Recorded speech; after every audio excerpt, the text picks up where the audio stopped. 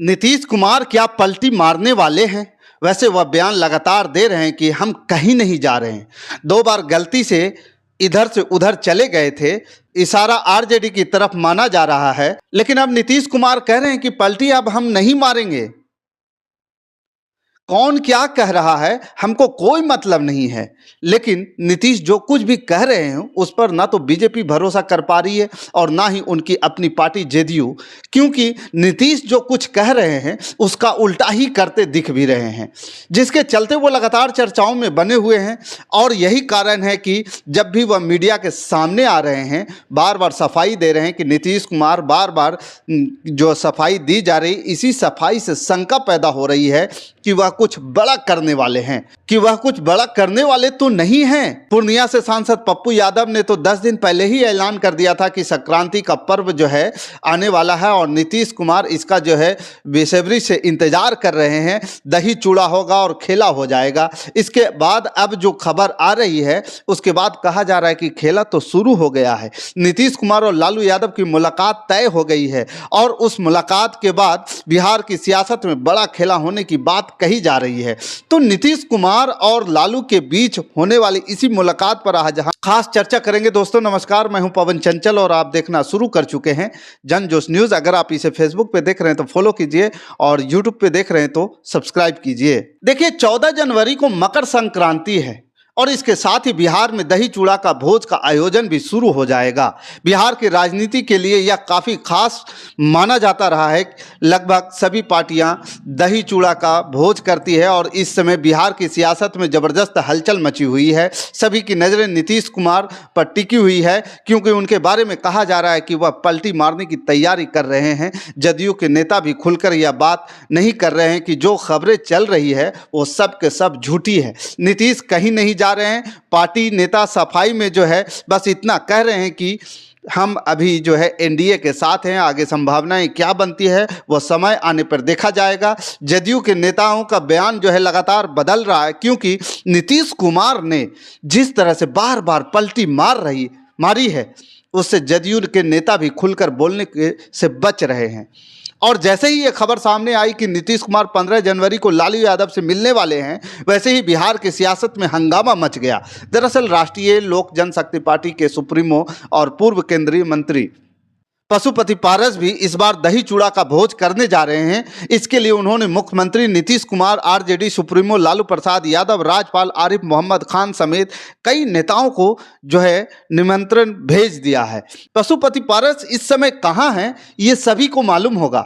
NDA के साथ भी हैं और एनडीए के बाहर भी हैं। एनडीए की बैठक में उन्हें बुलाया नहीं जाता है और जब वो एनडीए के खिलाफ बयानबाजी शुरू करते हैं तो बीजेपी के नेता उनसे मिलने पहुंच जाते हैं। लोकसभा चुनाव में उन्हें एनडीए में एक भी सीट नहीं मिली थी, लेकिन एक बात और है कि पशुपति पारस बीजेपी से जितने दूर है नीतीश के उतने ही करीब भी है। 3 साल पहले जब एलजेपी में चिराग के खिलाफ पारस ने बगावत की थी तो यही कहा गया था कि पशुपति पारस ने नीतीश के इशारे पर यह काम किया है, क्योंकि नीतीश चिराग से नाराज थे और 2020 में जिस तरह से चिराग ने नीतीश की पार्टी जदयू के खिलाफ उम्मीदवार उतार दिया और जदयू को कमजोर किया था, नीतीश ने चिराग से उनकी ही पार्टी छीनकर उनका बदला ले लिया। ऐसे में पशुपति पारस के तरफ से दही चूड़ा भोज का निमंत्रण नीतीश को सबसे पहले दिया गया है, तो चिराग पासवान को उन्होंने बुलाने से ही मना कर दिया।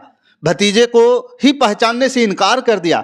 कहा है वह तो विदेशी हैं। वह पशुपति पारस की जो पार्टी है आरएलजेपी के राष्ट्रीय प्रवक्ता श्रवण अग्रवाल को भी एक बयान आया है कि उन्होंने बताया कि रामविलास पासवान हर साल मकर संक्रांति पर दही चूड़ा भोज करते थे और सभी पार्टियों को निमंत्रण देते थे। उनके लिए काम को हमारी पार्टी के लिए राष्ट्रीय अध्यक्ष पशुपति पारस निरंतर चलाते रहे हैं और इस साल भी पशुपति पारस ने मकर संक्रांति को लेकर के दही चूड़ा भोज का आयोजन करने का फैसला किया है।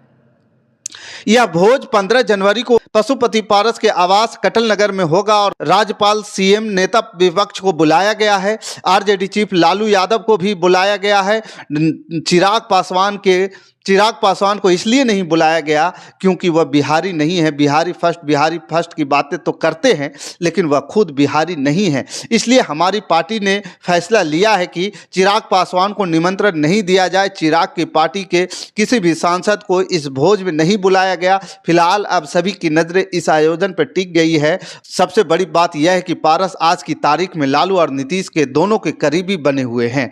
बीजेपी से दूरी बना रहे हैं क्योंकि चिराग बीजेपी के साथ हैं और बीजेपी के करीबी लोकसभा चुनाव से पहले पशुपति पारस और बीजेपी के बीच दूरियां आना शुरू हुई थी, क्योंकि टिकट बंटवारे पर जब चिराग पासवान को ज्यादा तवज्जो दी गई बीजेपी की तरफ से, तो इसने पशुपति पारस को नाराज कर दिया था। हाल अभी तो बात करें तो अभी जो है पारस के आवास पर होने वाले इस भोज को लेकर के सभी की नजरें टिक गई है। वैसे नीतीश कुमार और लालू यादव के बीच होने वाली मुलाकात की खबर बीजेपी को भी है। वो यह पहले ही मान रही थी कि दही चूड़ा भोज में इन दिनों नेताओं का मुलाकात तय है। किसके आयोजन में यह दोनों नेता मिलेंगे, इस बात का इंतजार हो रहा था और अब यह साफ हो गया कि पशुपति पारस के घर पर यह मुलाकात हो रही है। इस बीच यह भी खबर सामने आई है कि बीजेपी के केंद्रीय नेतृत्व ने इस मुद्दे पर बिहार के नेताओं को किसी भी तरह की बयानबाजी करने से मना कर दिया है, जिससे स्थिति और न बिगड़े और विपक्ष को इसका फायदा न मिले। बीजेपी नेताओं का कहना है कि नीतीश के मिजाज पर जदयू के नेता भी डरे हुए हैं और उन्हें समझ में नहीं आ रहा है कि क्या स्टैंड लेना है। इन्हें ऐसा लगता है कि वो जिस तरह से अभी तक के बरस रहे थे, कहीं चुनाव में उन्हीं के साथ जो है गलबहियां न करना पड़ जाए, और इसी के चलते आरजेडी के खिलाफ बोलते हुए जदयू के नेता सहज नहीं दिख रहे हैं। लेकिन फिलहाल बड़ा सवाल यह है कि आखिर बिहार की सियासत में इतना भूचाल क्यों मचा हुआ है, क्यों पशुपति पारस के दही चूड़ा के न्योते पर इतनी सियासत को गरमा दिया गया है। दरअसल पूरा मामला सीएम पद को लेकर के फंसा हुआ है। आप सभी जानते हैं कि बीजेपी बिहार में सभी महाराष्ट्र फार्मूला के लेकर के आ रही है, यानी जिस दल के पास ज्यादा विधायक होंगे सत्ता मिलने के पास बाद भी सीएम भी उसी का होगा, उसी का बनाया जाएगा। सीट बंटवारे में भी बीजेपी इस बार जदयू से ज्यादा हिस्सा लेने की तैयारी में लग गई है और इस बात की चिंता जदयू के अंदर दिखाई दे रही है। नीतीश कुमार और जदयू बीजेपी की रणनीति से डरे हुए दिख रहे हैं। वहीं दूसरी तरफ बीजेपी हाईकमान नीतीश कुमार को सीएम उम्मीदवारी को पूरी तरह से खारिज कर चुका है और इसी के चलते नीतीश कुमार भी बीजेपी हाईकमान से लगातार दूरी बना रहे हैं। वैसे जदयू की तरफ से यह साफ कर दिया गया है कि नीतीश कुमार सीएम पद से कम पर तो तैयार हो ही नहीं सकते हैं। बीजेपी भी इस बात को मान रही है, लेकिन वह चुनाव से पहले अपने सारे पत्ते नहीं खोलना चाहती है। बीजेपी प्लान बी को भी लेकर के तैयारी कर रही है। उसका प्लान तैयार है कि अगर नीतीश कुमार पाला बदलते हैं, जिसकी खबरें भी लगातार सामने आ रही है, तो बीजेपी नीतीश कुमार पर ज़्यादा आक्रामक नहीं होगी, नीतीश को महागठबंधन में जाने देगी, क्योंकि नीतीश कुमार बाद में फिर पलटी मार सकते हैं। यानी बीजेपी के नेताओं को ही नीतीश कुमार पर भरोसा नहीं है। लेकिन एक बात तय हो गई है कि बीजेपी नीतीश कुमार को सीएम उम्मीदवार